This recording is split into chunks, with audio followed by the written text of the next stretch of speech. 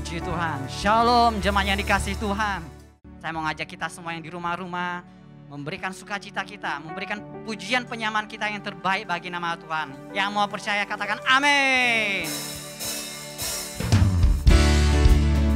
Mari yang di rumah-rumah, saya mau ngajak kita semua untuk lebih bersukacita lagi, memberikan yang terbaik bagi nama Tuhan. Amin. Haleluya.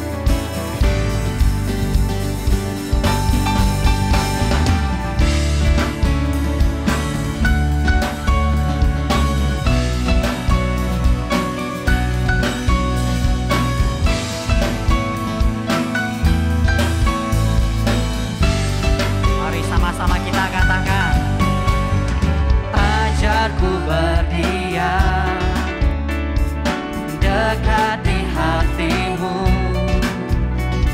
di saat ku berpaling temukan cintamu, di sana kau menanti untuk bawaku lagi sekutu dalam damai yang sejati. Oh, ku damba hadirmu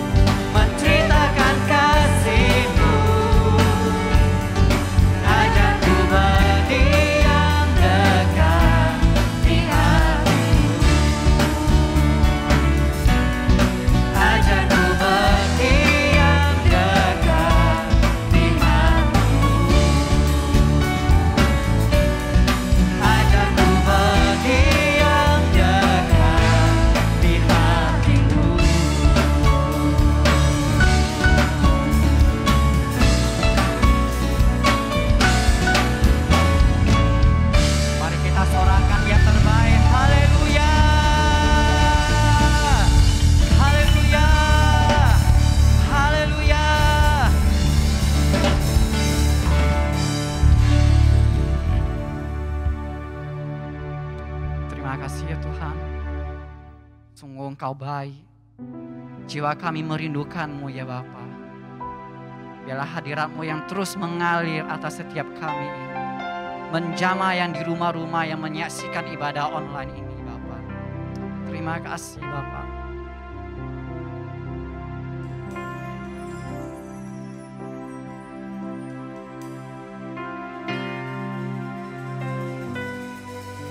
Jiwaku merindukan-Mu,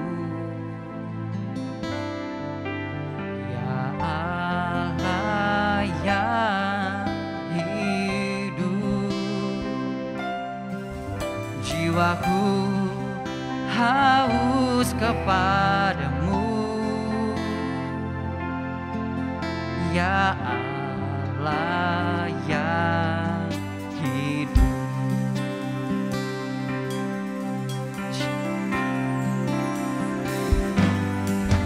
Jiwaku merindukan-Mu, ya Allah yang hidup. Jiwaku haus kepada-Mu, ya Allah yang hidup.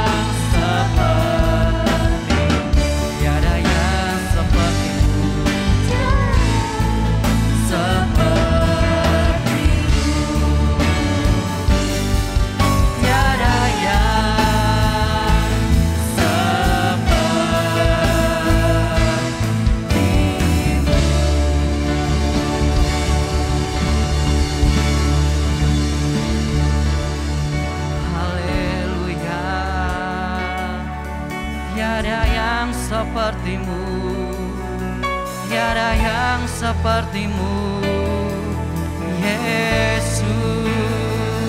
Kami bersyukur sebab Kau baik, sungguh baik, teramat baik. Haleluya.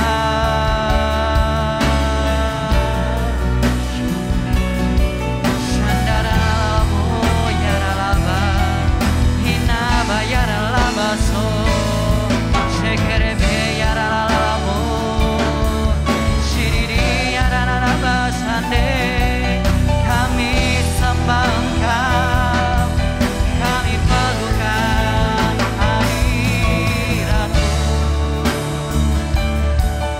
Kami rindu hadirat-Mu, Tuhan. Hadirat-Mu mengalir. Syakaralalamu yaralalaba.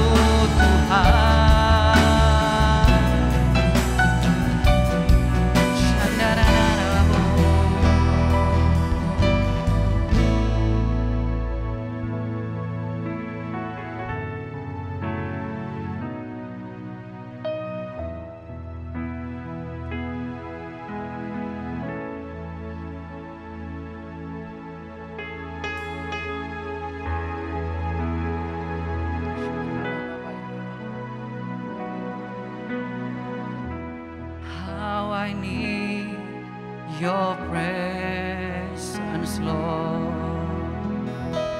How I need your presence, Lord.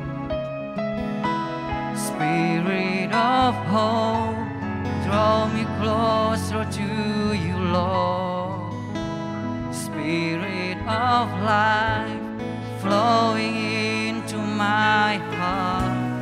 How I need your presence, Lord. How I need your presence, Lord. Spirit of hope, draw me closer to you, Lord. Spirit of life, flowing into my heart. I worship you.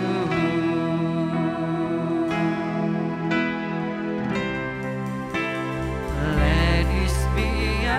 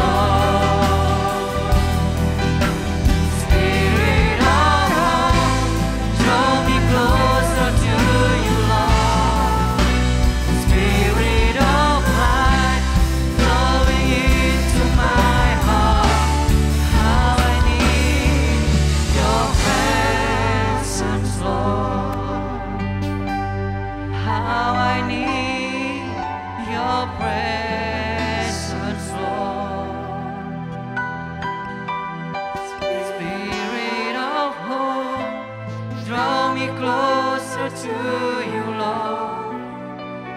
Spirit of life flowing into my heart as I worship you.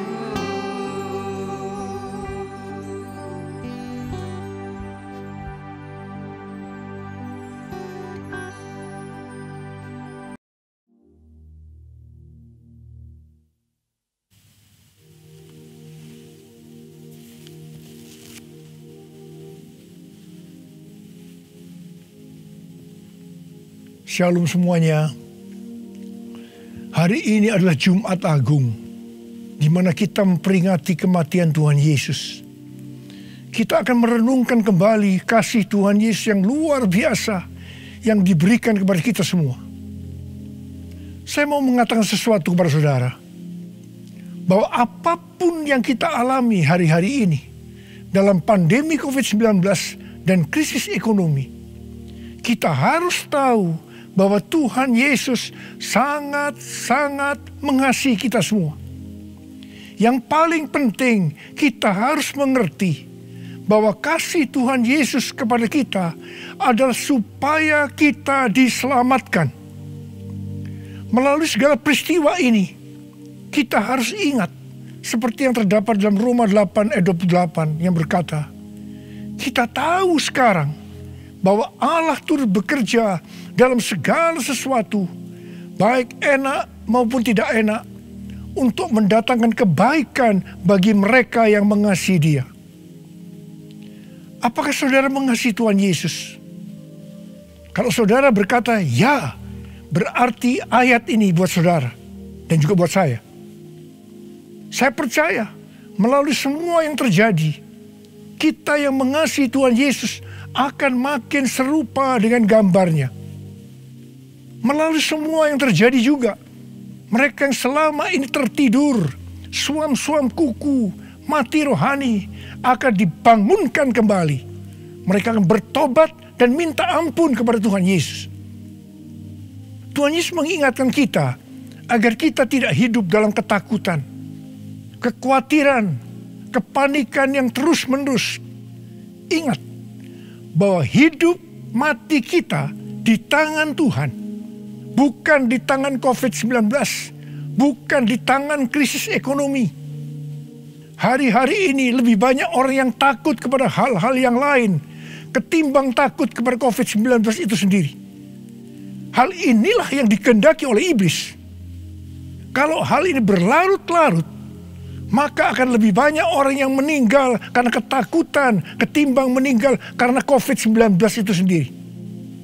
Karena itu, kita harus mengingat firman Tuhan yang berkata, dalam tinggal tenang dan percaya terletak kekuatanmu. Alkitab berkata, Yesus mati karena dosa-dosa kita. Dia dikuburkan, tetapi pada hari yang ketiga, Dia dibangkitkan.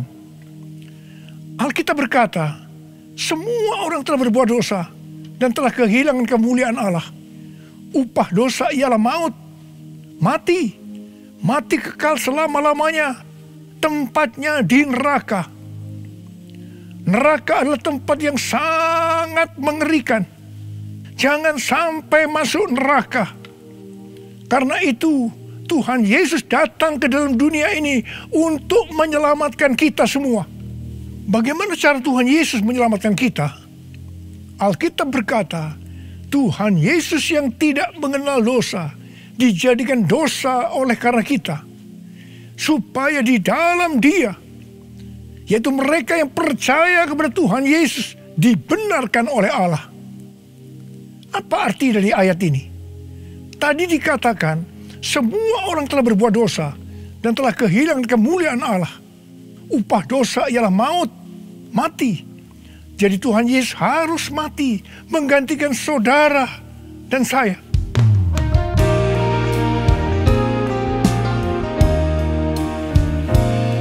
Kasih Allahku sungguh telah terbukti ketika Dia serahkan anaknya. Kasih Allah mau berkorban bagi kau dan aku. Tak ada kasih seperti kasih-Nya. Bersyukur, bersyukur, bersyukur. Oh, bersyukur karena kasih setia-Mu. Ku sembah, ku sembah, ku sembah dan ku sembah. Selama hidupku ku sembah Kau Tuhan.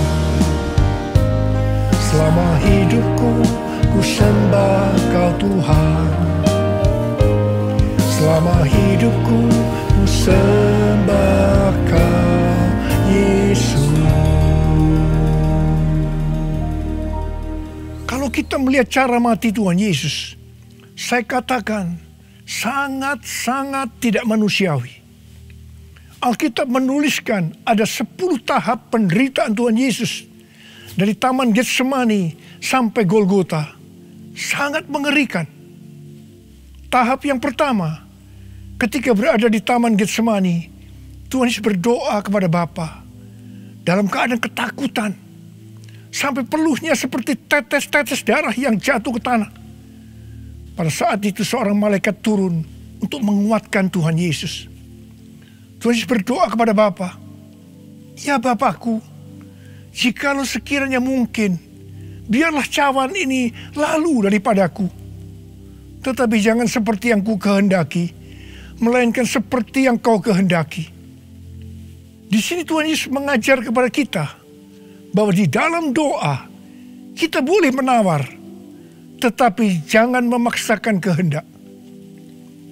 Bagi yang sekarang dalam ketakutan, kita harus ingat bahwa Tuhan Yesus pernah mengalami ketakutan untuk menebus dosa kita semua. Karena itu datanglah kepada Tuhan Yesus. Dia pasti mampu dan mau menolong kita semua. Tahap yang kedua, Tuhan Yesus ditangkap. Dia dituduh dengan bermacam-macam tuduhan. Diludai, mukanya ditinju, dipukul. Tetapi Tuhan Yesus tidak membalas.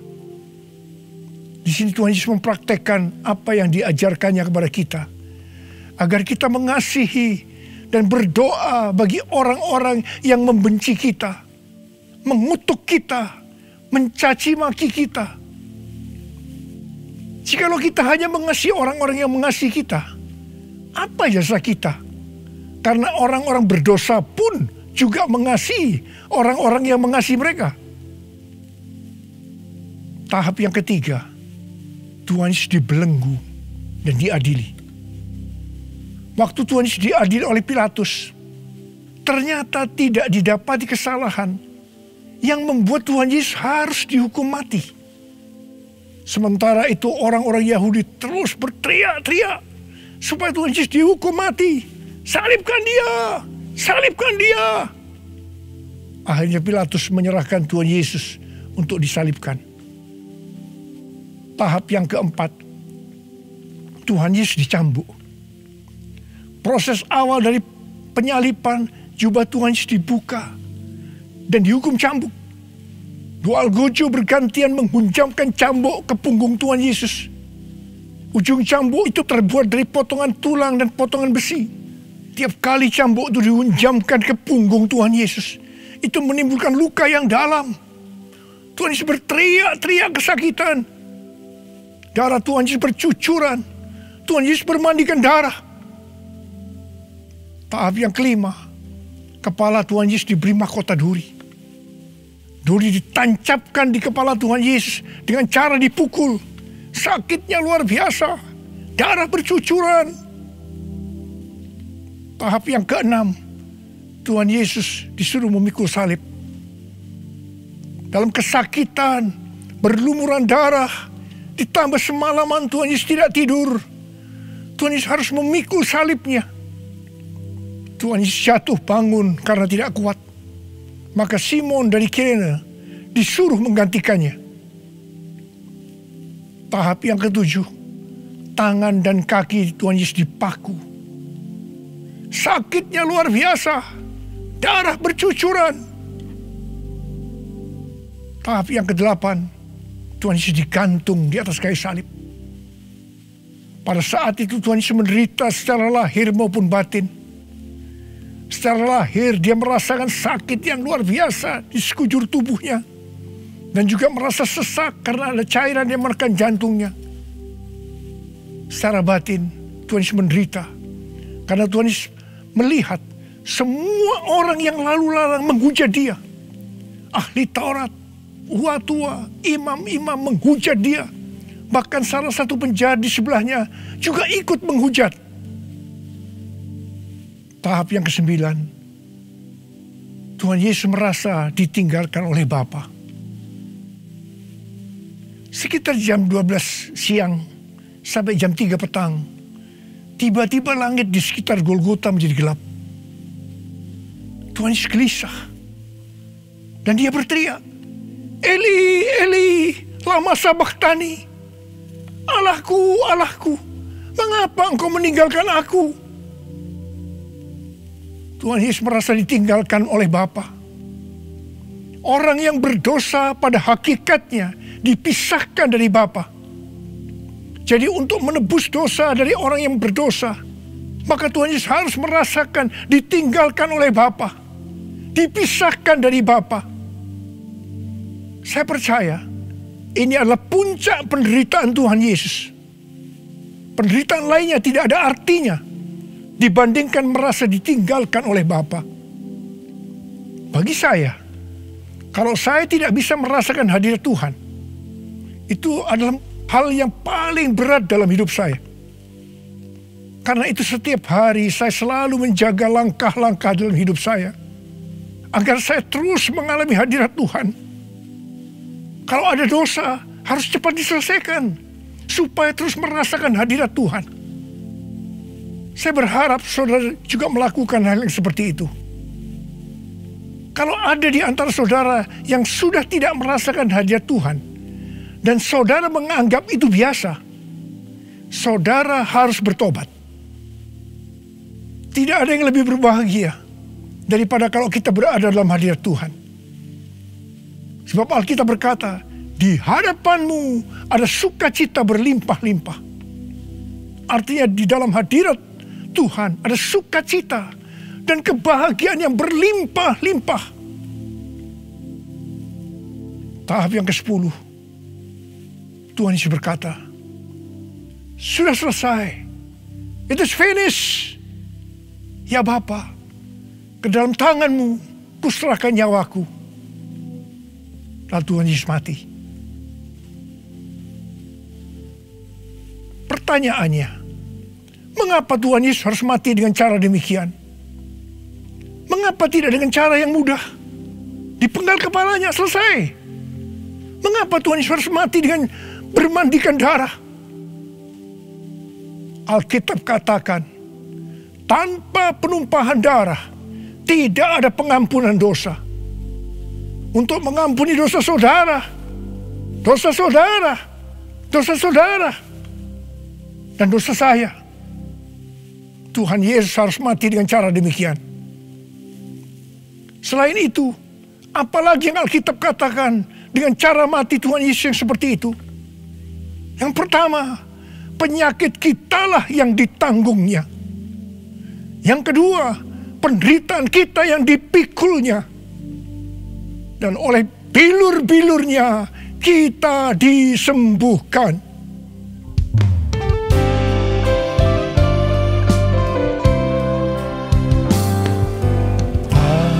Terukur kasih-Mu Yesus, Kau telah mati gantikan diriku. Kau curahkan darah-Mu untuk tebus dosaku. Layaklah Kau Tuhan dipuji dan disembah dengan segenap hatiku. Layaklah Kau Tuhan dipuji dan disembah dengan segenap jiwa ragaku. Dengan segenap jiwa ragaku, dengan segenap jiwa ragaku.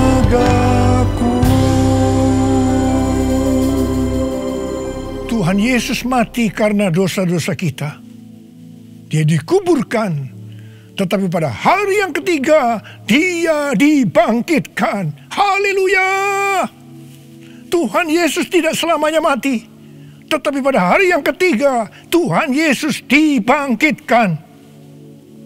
Apa yang Alkitab katakan kalau sampai Tuhan Yesus tidak bangkit? Yang pertama, sia-sialah pemberitaan firman Tuhan.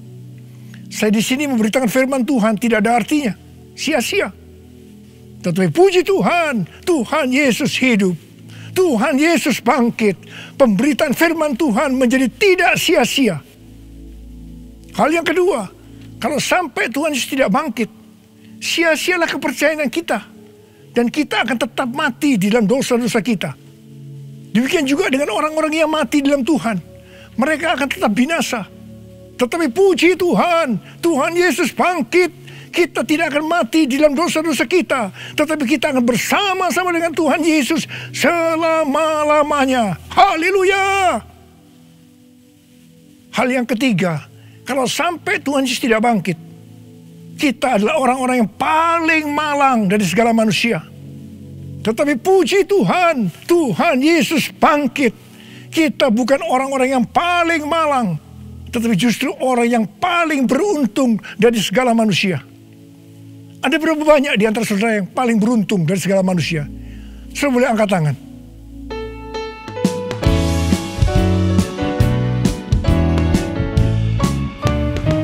Sebab dia hidup, ada hari esok. Sebab dia hidup, ku tak gentar. Karena ku tahu dia pegang hari esok. Hidup jadi berarti sebab dia hidup. Sebab dia hidup, ada hari esok. Sebab dia hidup, ku tak gentar. Karena ku tahu dia pegang hari esok. Hidup jadi berarti sebab dia hidup. Hidup jadi berarti sebab dia hidup. Hidup jadi berarti sebab dia hidup.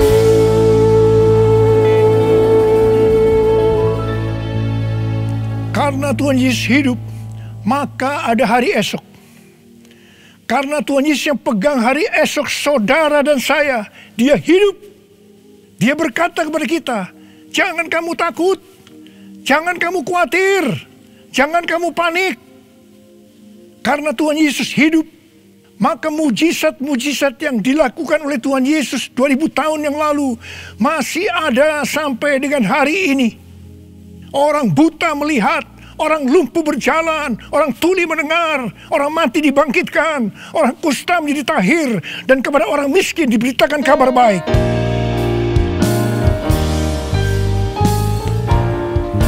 Yang lemah dikuatkan, yang miskin diperkaya, yang buta kan melihat, diperbuatnya bagiku. Yang lemah dikuatkan, yang miskin diperkaya, yang buta kan melihat, diperbuatnya bagiku. Hosana, Hosana, Yesus mati bagiku. Hosana, Hosana, Yesus bangkit bagiku. Hosana, Hosana, Yesus mati bagiku. Hosana, Hosana.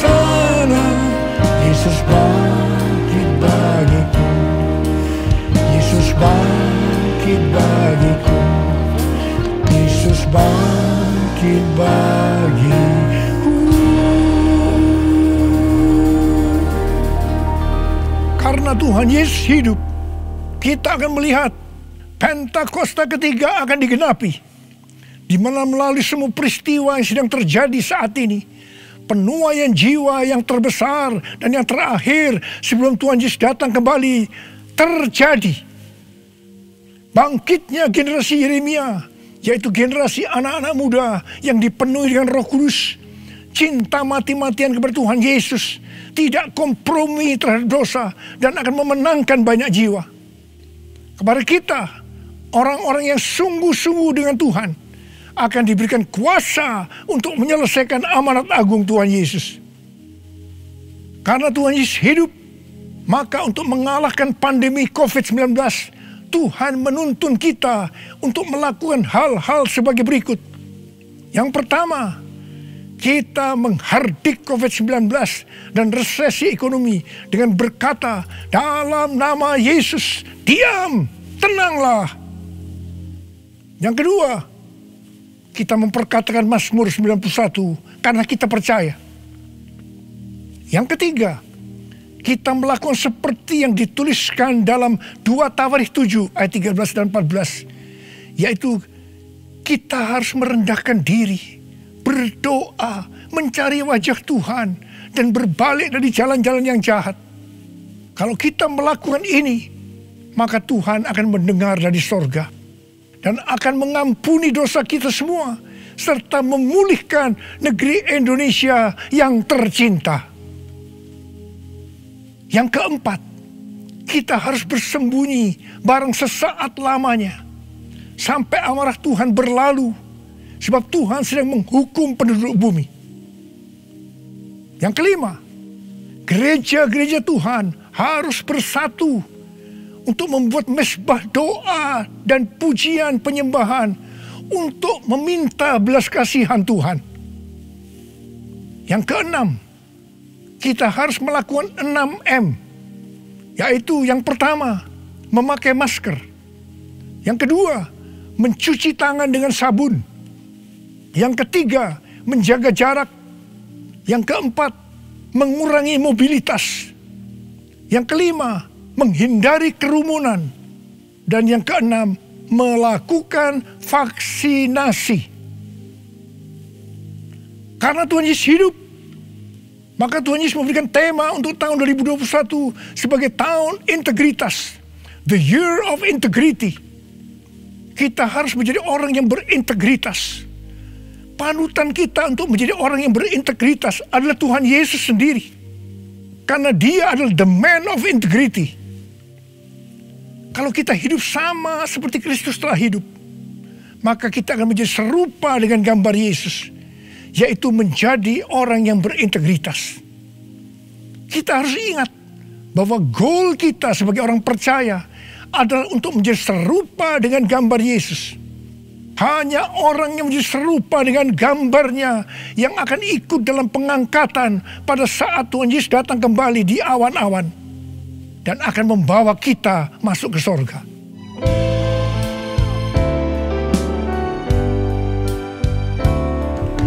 Menjadi seperti Kau, Yesus, menjadi seperti Kau, Yesus, menjadi sempurna dalam seluruh hidupku, menjadi seperti Kau, Yesus, menjadi seperti Kau, Yesus, menjadi sempurna dalam seluruh hidupku. Mari, saudara mau hidup sebagai orang yang berintegritas. Angkat tangan saudara. Saya mau berdoa buat saudara. Menjadi seperti Kau, Yesus, menjadi seperti Kau, Yesus, menjadi sempurna dalam seluruh hidupku. Syarakana mata karabaya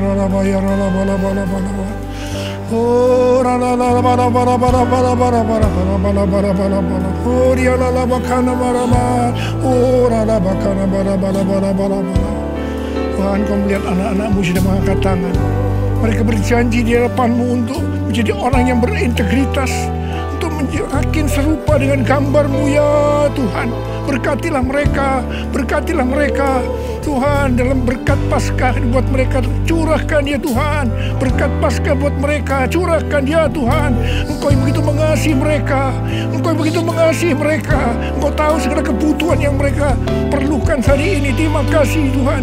Mungkin ada yang sakit, dalam nama Yesus sembuh, dalam nama Yesus sembuh, dalam nama Yesus. Mungkin ada yang mengalami krisis ekonomi hari-hari ini, Tuhan. Kasihani mereka ya Tuhan. Berikan mereka kecukupan, berikan mereka kelimpahan ya Tuhan, dan segala hal yang baik. Tuhan, terima kasih. Berkat-Mu melimpah buat anak-anak-Mu. Kasihanilah mereka Tuhan. Kasihanilah mereka ya Tuhan. Bapa, terima kasih. Dalam nama Yesus. Amin. Mari saudara-saudara, kita akan masuk dalam perjamuan kudus. Kita akan mengingat ayat ini. Sebab setiap kali kamu makan roti ini dan minum cawan ini, kamu memberitakan kematian Tuhan sampai Ia datang. Perjamuan kudus adalah perjamuan Tuhan Yesus sendiri.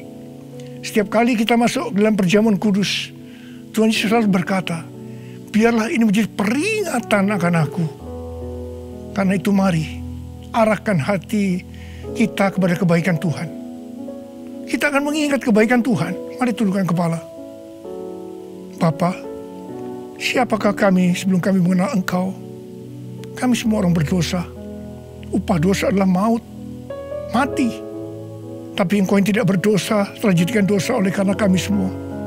Engkau harus turun dari sorga mulia, menjelma menjadi manusia, mati ganti kami dengan penderitaan yang luar biasa. Sungguh ya Bapa, kalau kami pikirkan betapa baiknya Engkau itu. Engkau jadikan kami sebagai anak-anak-Mu. Engkau yang memberkati kami, Engkau yang membela kami, Engkau melindungi, Engkau menyembuhkan kami dari sakit penyakit, Engkau menjaga kami selama pandemi COVID-19 ini. Terima kasih ya Tuhan. Engkau juga tegur kalau kami salah. Itu Engkau ya Abah, itu Engkau ya Abah. Saudara, Tuhan akan memberkati saudara melalui perjamuan kudus. Tapi Tuhan mau kita makan dan minum dengan cara yang benar. Karena itu saya mau mengajak saudara untuk introspeksi. Lihat keadaan dirimu masing-masing. Jangan menyimpan dosa. Kalau ada dosa yang diingatkan oleh Tuhan kepada saudara, langsung minta ampun. Minta ampun. Katakan, ampuni saya Tuhan. Ampuni saya Tuhan. Ampuni. Supaya saudara diberkati. Minta ampun. Ampuni Tuhan. Ampuni kami semua. Ampuni Tuhan. Hamba boleh memintakan juga ampun buat mereka. Ampuni juga hamba-Mu. Terima kasih. Terima kasih ya Abah. Terima kasih. Kami akan masuk dalam perjamuan kudus dengan hati yang penuh ucapan syukur. Dalam nama Yesus. Amin. Sekarang saudara, mari kita angkat roti di tangan kanan kita tinggi-tinggi. Sebab apa yang telah kuteruskan kepadamu telah aku terima dari Tuhan Yesus. Yaitu bahwa Tuhan Yesus pada malam waktu diserahkan mengambil roti. Dan sesudah itu ia mengucap syukur atasnya. Dia memecah-mecahkannya dan berkata, inilah tubuhku yang diserahkan bagi kamu. Perbuatlah ini menjadi peringatan akan aku. Sudah dikasih Tuhan, bukankah roti yang kita pecah-pecahkan ini adalah persekutuan kita dengan tubuh Kristus? Mari kita makan dalam nama Yesus.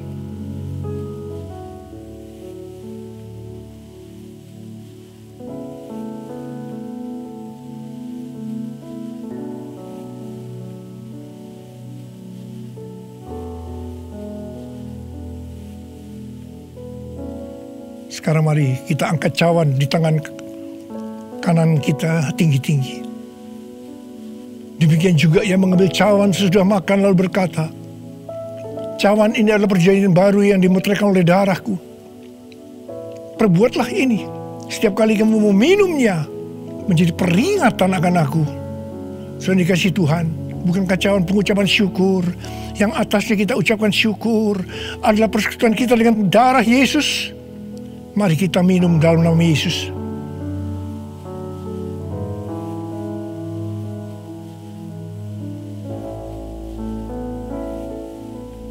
Mari angkat tangan saudara. Ucapkan syukur dengan suara. Jangan diam. Angkat tangan bersama-sama. Tuhan, terima kasih ya Tuhan. Terima kasih ya Tuhan. Terima kasih. Terima kasih Tuhan. Terima kasih ya Tuhan. Terima kasih. Oh, Engkau baik Tuhan. Sebab Engkau baik.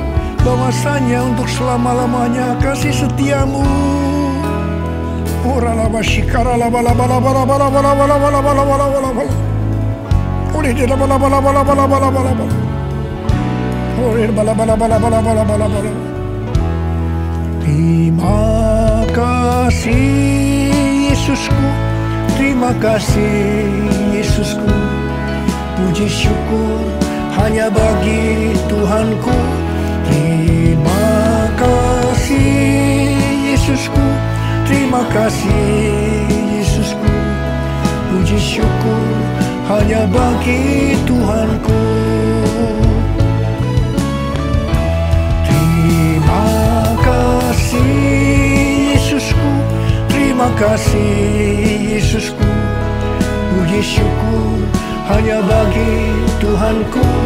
Terima kasih Yesusku, terima kasih Yesusku, puji syukur hanya bagi Tuhanku. Puji syukur hanya bagi Tuhanku. Puji syukur hanya bagi Tuhanku.